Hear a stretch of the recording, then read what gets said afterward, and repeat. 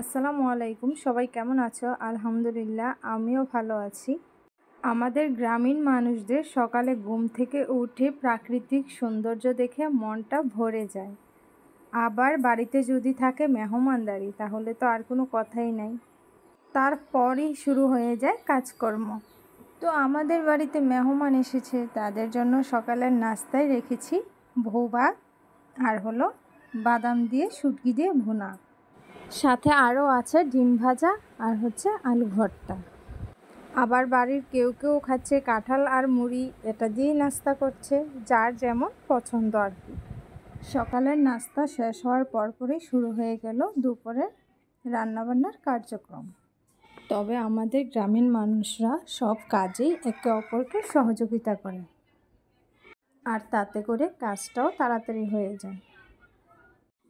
আর গ্রামীণ মানুষরা সবাই একত্রিত হয়ে কাজ কাম শেষ করে বিকালবেলা শুরু হয় একটা আড্ডা। আর এই আড্ডাটা কিন্তু অনেক জমজমাট হয়, বলতে পারো গ্রামীণ মানুষদের সুন্দর একটা মুহূর্ত সেটা।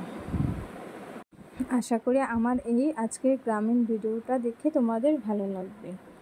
আর হ্যাঁ, অবশ্যই কিন্তু চ্যানেলটাকে সাবস্ক্রাইব করে যাবা।